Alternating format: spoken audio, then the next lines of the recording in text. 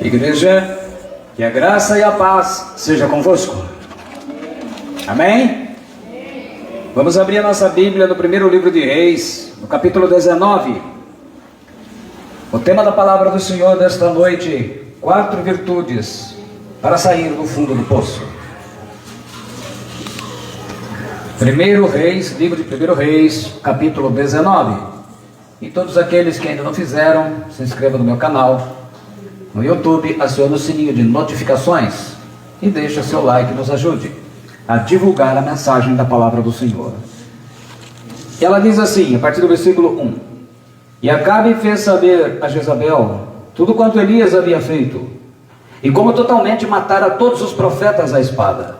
Então Jezabel mandou um mensageiro a Elias a dizer-lhe: Assim me façam os deuses, e outro tanto, se de certo amanhã a estas horas não puser a tua vida como a de um deles.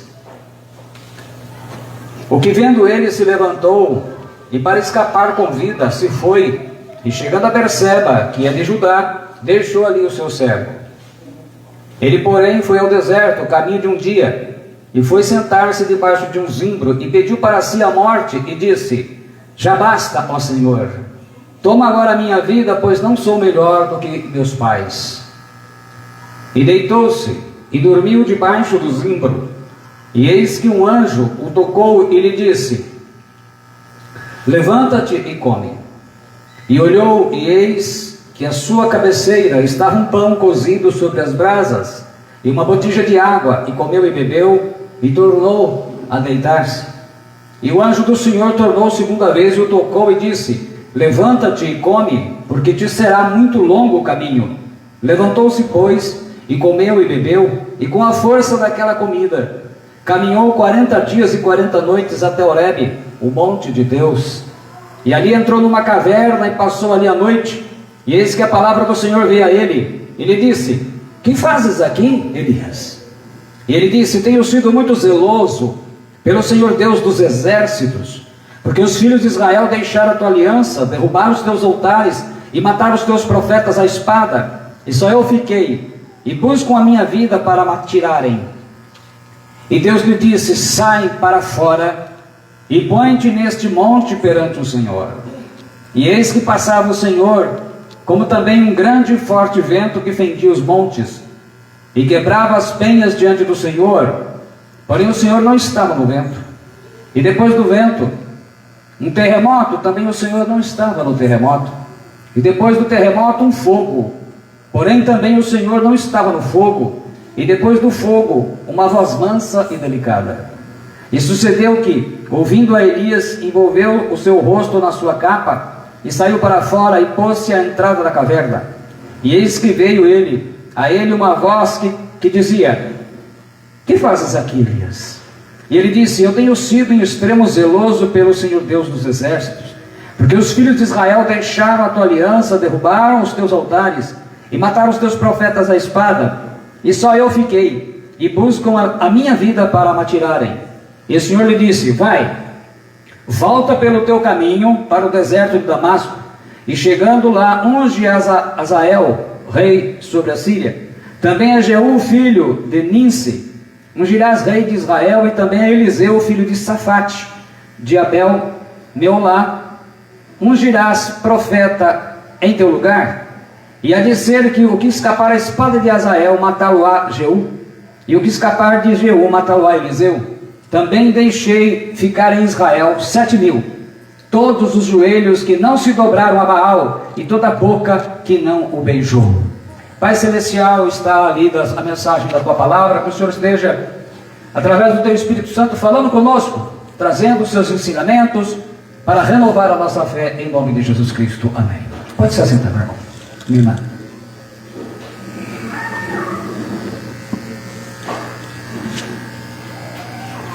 Meus irmãos, essa mensagem, ela não é uma mensagem de autoajuda. Desde já eu vou explicando.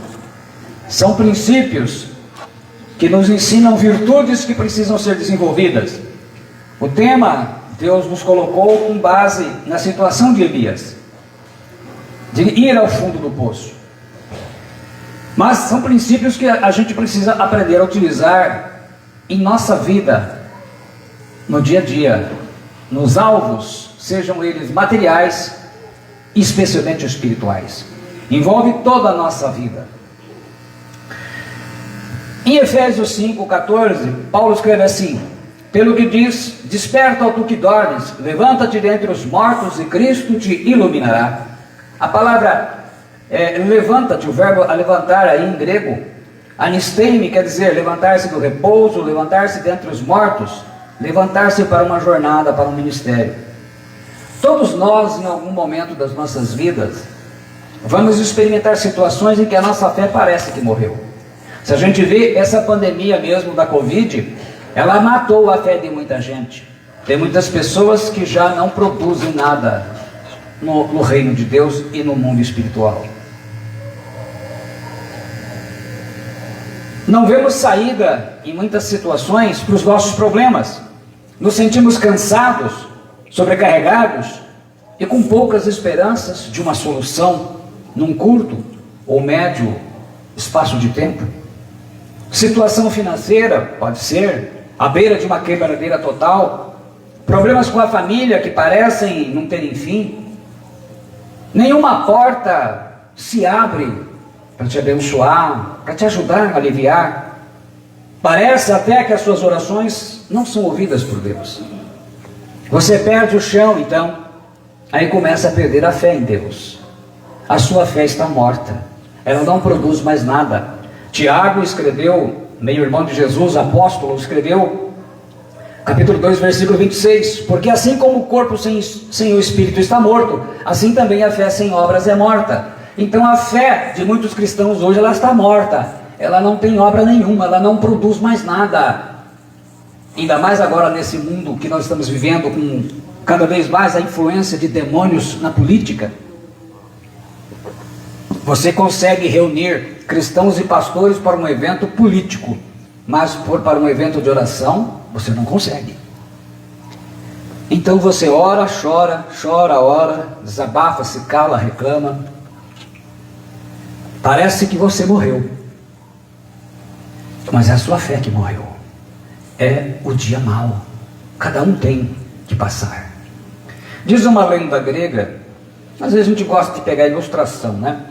Conhecida como fênix, que significa vermelho escuro, que era um pássaro lendário também da mitologia egípcia, mas na mitologia grega, é que ela morria e depois de algum tempo ela renascia das suas próprias cinzas, né? Esse pássaro fênix, antes de morrer, segundo a lenda, é apenas uma lenda, ele entrava em combustão, quer dizer, ele pegava fogo, para depois ele renascer. Quer dizer, primeiro ele tinha que queimar, depois ele renascia. Esse negócio de queimar é meio complicado, né? Queimar no fogo, o povo não está levando muito a sério.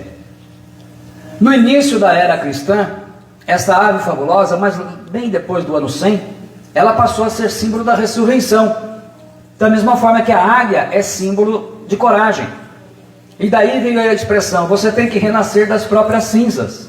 Ou seja, você tem que sacudir a poeira, dar a volta por cima. Quer dizer, você tem que vencer o seu fracasso. O que fazer nesses momentos? Porque não é só questões materiais, questões espirituais também. O que é preciso para que a pessoa dê volta por cima, que ela saia desse fundo de poço, restaure a sua fé e a sua confiança no Senhor? Estamos aqui falando do ano 875 antes de Cristo, mais ou menos. O grande profeta Elias, ele havia acabado de correr entre 25 a 40 quilômetros a leste da cadeia das montanhas do Monte Carmelo, num grande milagre de Deus, adiante do carro do rei Acabe, no capítulo 18, versículo 46, um pouquinho antes do texto que a gente leu.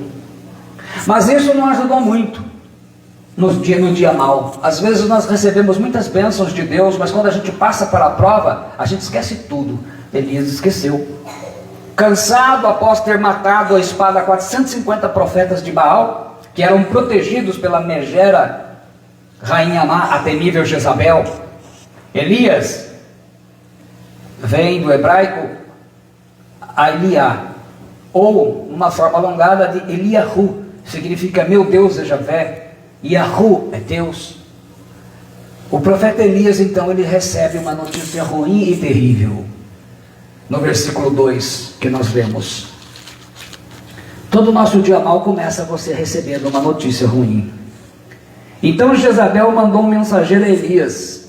Ela mandou recado, a dizer-lhe: assim me façam os deuses, e a outro tanto, se de certa manhã, a estas horas, não puser a tua vida com algum deles. Quer dizer, você vai morrer, eu vou te matar. Os dias maus começam assim, com uma notícia ruim. O que acontece? Elias foge de medo. O profeta que fez cair fogo do céu e matou os soldados, o profeta que fez cair fogo do céu, corre de medo de uma mulher. Temendo, pois, Elias, levantou-se e, para salvar a sua vida, se foi e chegou a Berseba, que pertence a Judá, e ali deixou o seu moço. Berseba, em hebraico, Beersheba, significa poço dos 7 juramentos, é um poço. Berseba ficava no extremo sul da terra prometida. Do Carmelo, onde ele estava, até Berseba dava mais ou menos aí uns 193, 200 quilômetros, mais ou menos daqui a Campinas, 204 quilômetros que eu vi na internet. Agora um viajante sozinho levaria quase 6 dias para fazer, guardadas todas as dificuldades, né? Porque não é linha reta. Então Elias foi o mais longe possível de Jezabel. O poderoso homem de Deus fugiu de medo de uma mulher com poderes reais e uma maldade diabólica. Ele não quis se misturar e paga o preço de ser fiel ao Senhor. A gente vê hoje as pessoas são tão infiéis ao Senhor. Jesus morreu na cruz e as pessoas pouco estão fazendo, mas estão morrendo e defendendo tantos homens, não é? Homens pecadores, ímpios. Elias chegou ao fundo do poço. Ele diz no versículo 4: ele, porém, foi ao deserto, caminho de um dia, e foi sentar-se debaixo de um zimbro, e pediu para si a morte, e disse: já basta, ó Senhor, toma agora a minha vida, pois não sou melhor do que os meus pais. Zimbro, retem ou rotem em hebraico, um arbusto do deserto chamado Juníperos comunes, que atinge 3 metros de altura, possuía galhos finos, folhas pequenas, flores perfumadas, da família do cedro. Basta, uma interjeição que significa chega, é uma ordem para interromper aquilo que está fazendo, porque não dá mais. O grande profeta Elias, que fez milagres espantosos, depois de uma luta intensa, matando 450 profetas de Baal, Elias estava cansado, muito cansado, sobrecarregado. Então ele experimenta aquela que seria conhecida como o mal do século 21, a depressão. Mesmo vendo o grande poder do Deus invisível, mas enfrentando o poder visível de uma rainha, a Jezabel, o profeta Elias, sabendo que não poderia se suicidar, porque senão ele iria para o inferno, ele faz uma oração inusitada ao Senhor. Elias pediu para morrer, então ele pede para morrer. Ó Senhor, toma agora a minha vida, pois não sou melhor do que os meus pais. Caminho de um dia aqui, uma forma antiga de se medir distâncias, variava entre 29 e 48 quilômetros, quer dizer, daqui a Jaú, de Agudos a Jaú. Cansado de tanto correr de medo, o profeta Elias, corria bem ele, né? Não tinha mais vontade de viver, e orou a Deus para que tirasse sua vida. Elias chegou no fundo do poço. O que significa chegar ao fundo do poço?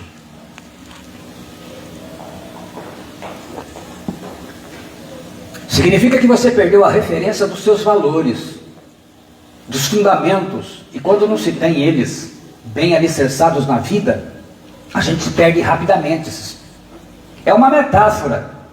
Ela se refere a situações em que a pessoa não consegue ver uma solução.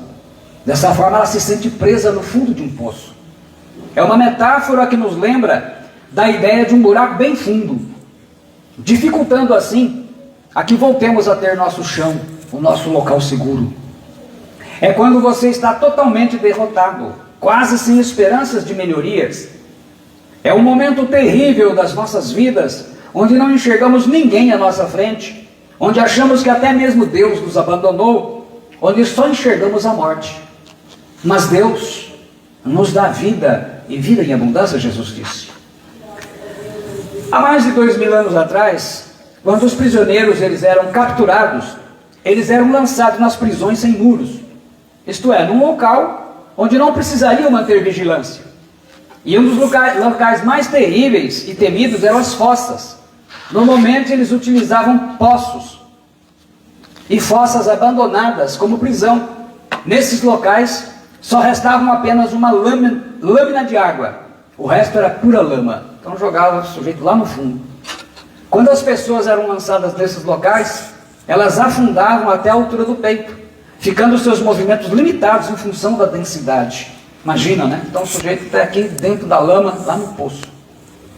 Para ter uma ideia do que as pessoas passavam, basta tentar afundar o pé na lama e tentar tirá-lo, ou enfiar a mão na massa do bolo e tentar desprendê-la. Aí multiplica numa situação de deixar todo o corpo dentro da lama. A situação ela é tão crítica que a maioria das pessoas que eram lançadas no poço morriam. E alguém sobreviver e ser resgatado com vida era uma situação de grande raridade. Esta é a verdadeira situação de se encontrar no fundo do poço. Em outras palavras, estar literalmente sem nenhuma saída. Daí surgiu a expressão como nós temos no dia de hoje.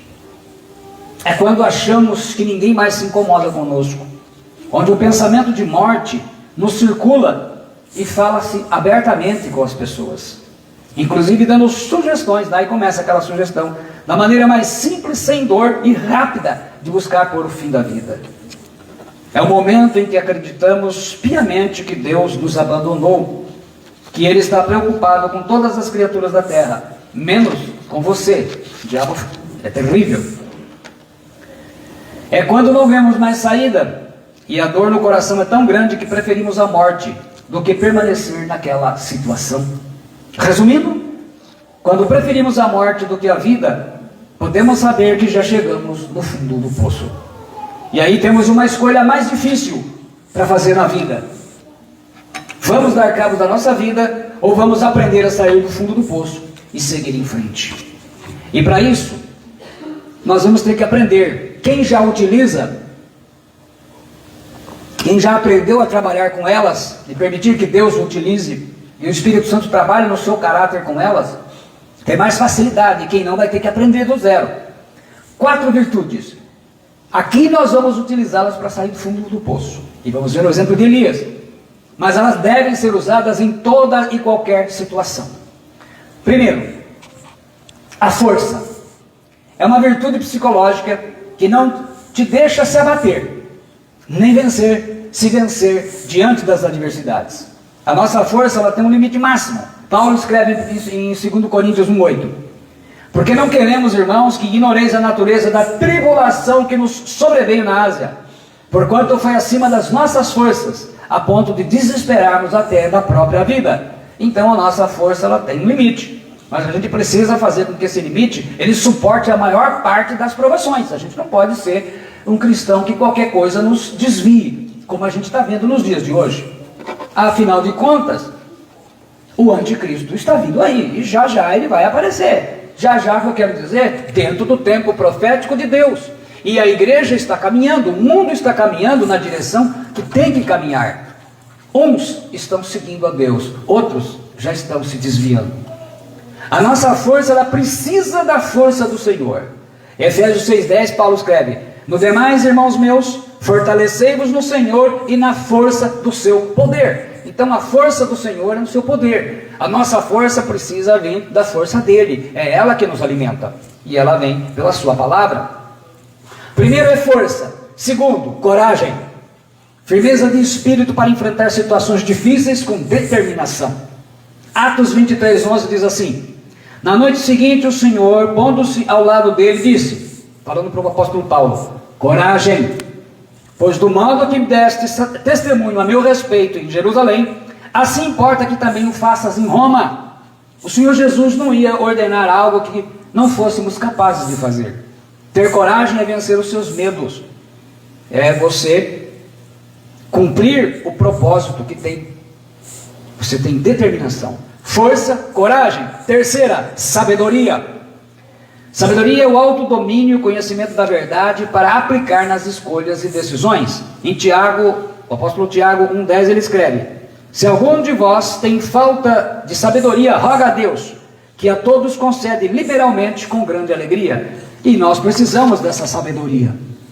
Então, das 4 virtudes nós já aprendemos 3: a força, a coragem e a sabedoria. E a última, a esperança. A esperança é a virtude de quem tem confiança, sem ver, de que Deus vai realizar o que prometeu.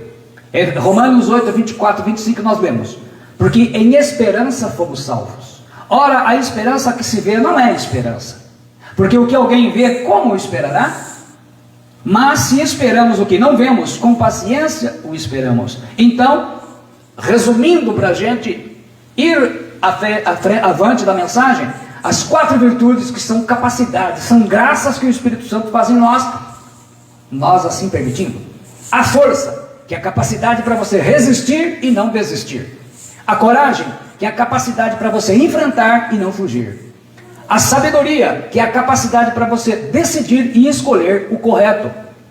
Quarto, a esperança, que é a capacidade para ter fé e saber esperar. Então veja bem, eu quero que você preste bem atenção, porque o exemplo de Elias, nós vamos ver essas virtudes nesse testemunho dele, nesse exemplo de vida.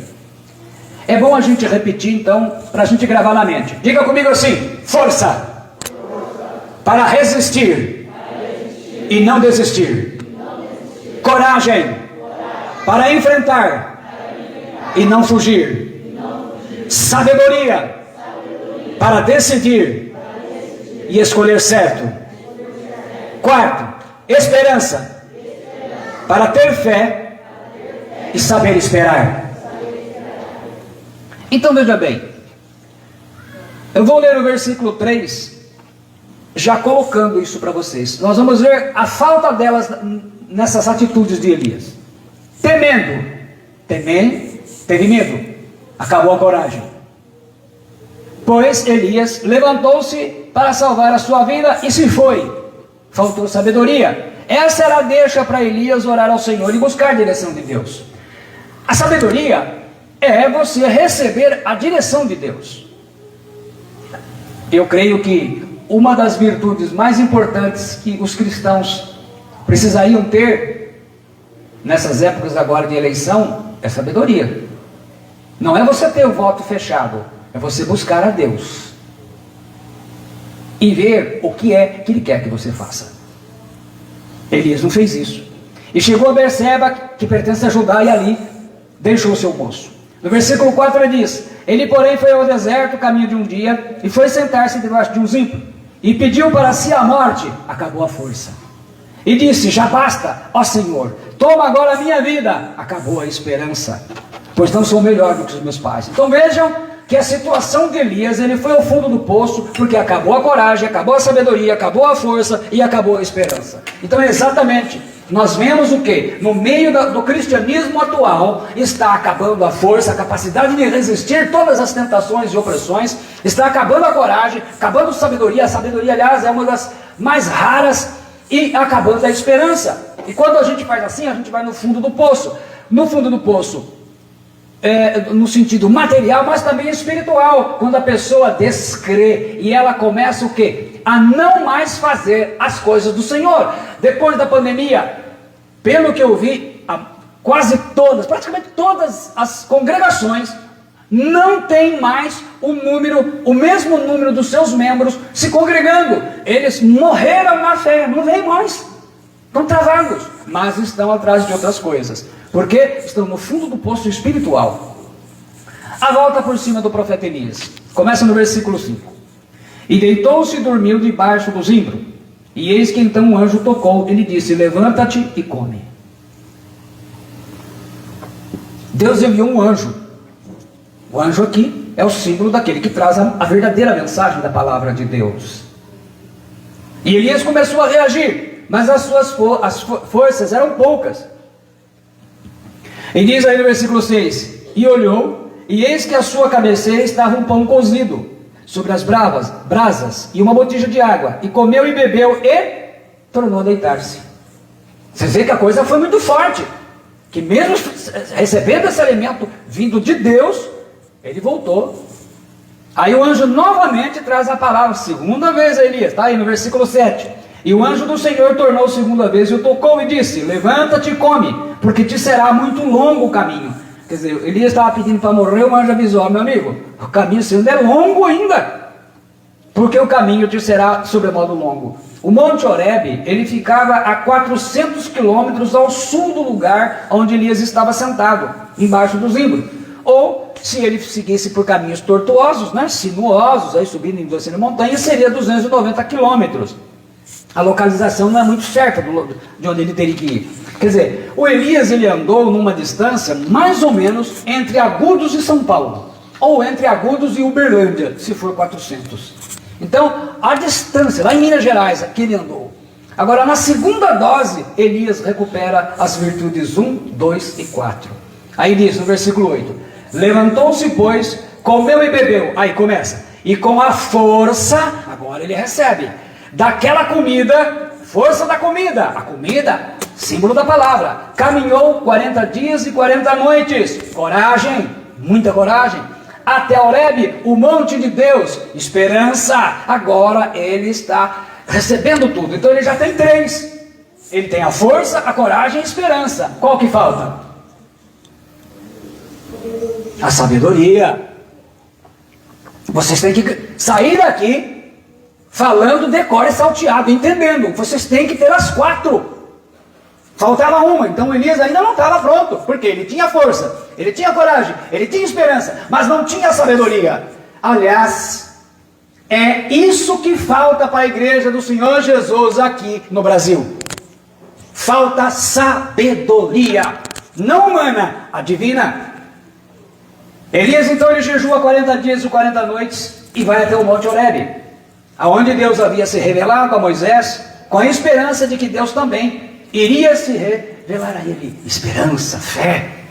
Agora sim, Elias vai encontrar a virtude 3, a sabedoria. E nós lemos aí no versículo 9: e ali entrou numa caverna, e passou ali a noite, e eis que a palavra do Senhor veio a ele. Ele disse, então começa assim, ó, a sabedoria vem, a palavra do Senhor vem até você.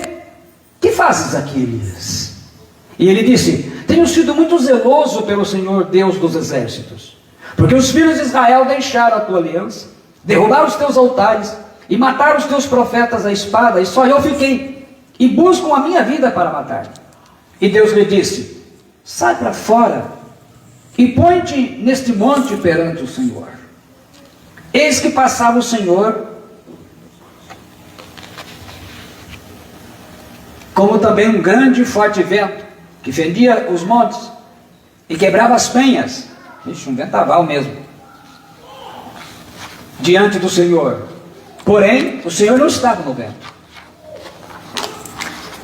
E depois do vento um terremoto.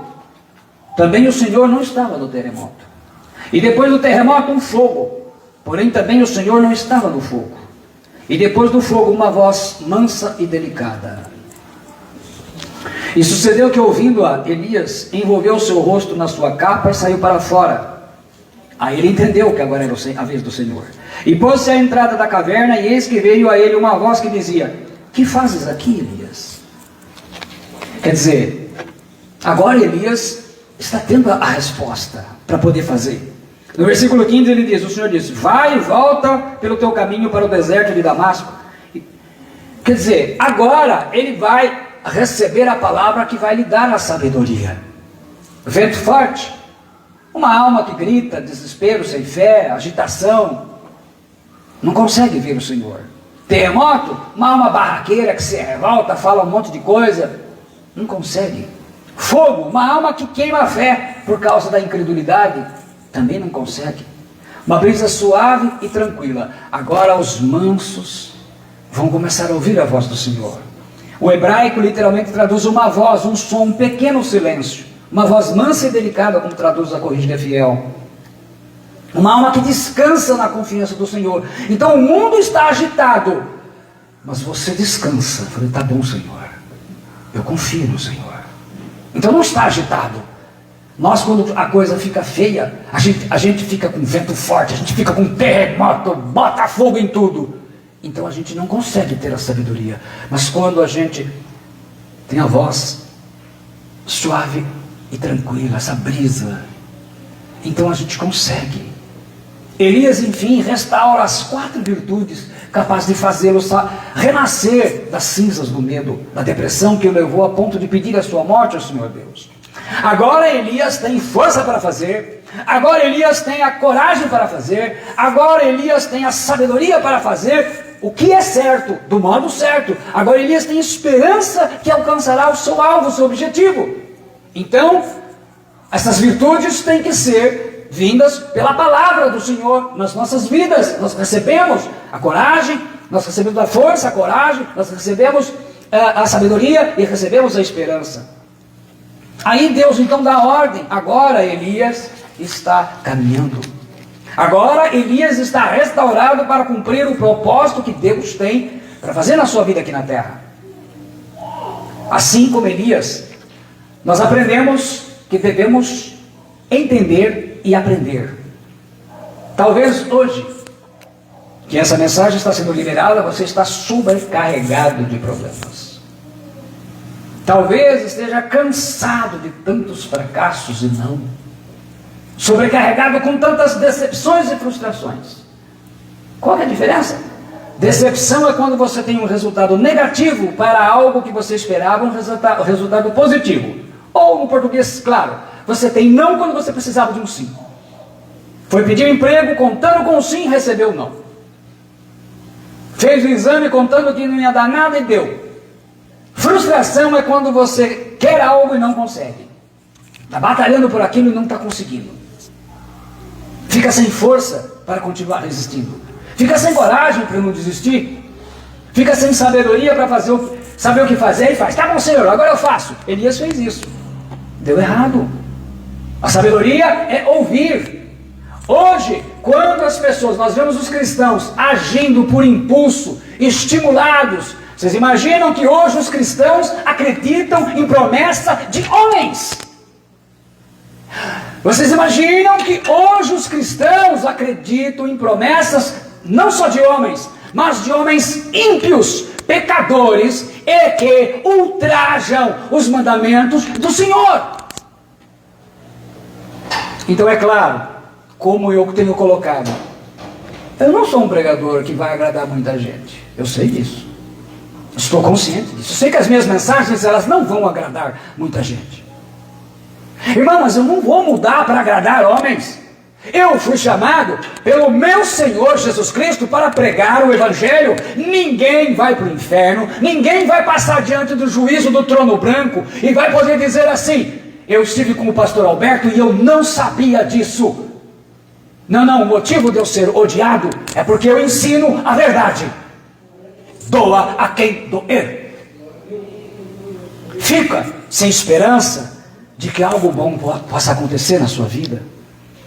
Deus também te envia um anjo da igreja com a palavra. E hoje você está recebendo essa. O que renovou Elias? Ele comeu um pão. Pão, aí a gente vai lá para o Novo Testamento, é alimento de Deus, é Cristo. No Evangelho de João, capítulo 6, 32 e 37, diz: disse-lhe, pois, Jesus: na verdade vos digo, Moisés não vos deu o pão do céu, mas meu Pai vos dá o verdadeiro pão do céu. Porque o pão do céu é aquele que desce do céu e dá vida ao mundo. Disseram-lhe, pois: Senhor, dá-nos sempre desse pão. E Jesus lhe disse: eu sou o pão da vida. Aquele que vem a mim não terá fome, e quem crê em mim nunca terá sede. Mas já vos disse que também vós me viste, e contudo não credes. Todo o que o Pai me dá virá a mim, e o que vem a mim, de maneira nenhuma o lançarei fora. Eu amo esse versículo. E o que vem a mim, de maneira nenhuma o lançarei fora. Quem vai dar pão para sustentar os pobres? Quem vai dar pão para sustentar a humanidade? Meus irmãos, é Jesus Cristo. A igreja esqueceu disso. Os pastores esqueceram disso. confiam em homens, homens ímpios, depravados. É Jesus que é o pão da vida. A água é vida de Cristo. No mesmo Evangelho de João, capítulo 4, 13, versículos 13 e 14, ele diz: afirmou-lhe Jesus: quem beber desta água tornará a ter sede. Aquele, porém, que beber a água que eu lhe der, nunca mais terá sede. Pelo contrário, a água que eu lhe der será dele uma fonte a jorrar para a vida eterna. As pessoas não estão se preocupando com vida eterna. Todo mundo está vivendo para esta vida, confiando nos homens. Eu ouvi vários dias o horário político, no rádio, no carro, como na TV. Tem gente que pensa que é Deus, promete tanta coisa que só Deus pode fazer aquilo. Mas ninguém está preocupado com a vida eterna. Aí você vem e fala assim: morreu fulano de tal, morreu a rainha da Inglaterra, morreu o grande escritor, não sei o que. Morreu, pois é. Então, acabou a parte curta da história. Ah, não, mas ele está no céu com o Pai. Que Pai? Que Pai? A palavra do Senhor diz assim: aqueles que são guiados pelo Espírito de Deus, esses são filhos de Deus. Esses são filhos de Deus. Esses dizem: Abba, Pai. Nem todo que diz Senhor, Senhor entrará no reino de Deus, mas aquele que faz a vontade do meu Pai. Então, irmãos, tem muita gente que vai se surpreender quando a alma do seu corpo sair e ele aguardar que venha um anjo buscar, e não vier um anjo.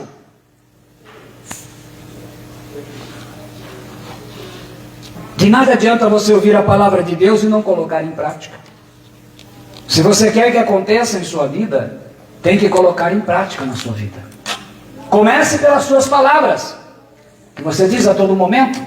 Tiago 3,6, eu vou ler na Bíblia da linguagem de hoje, porque ela é mais fácil de entender. Eu não estou pregando uma doutrina, explicando sobre a língua.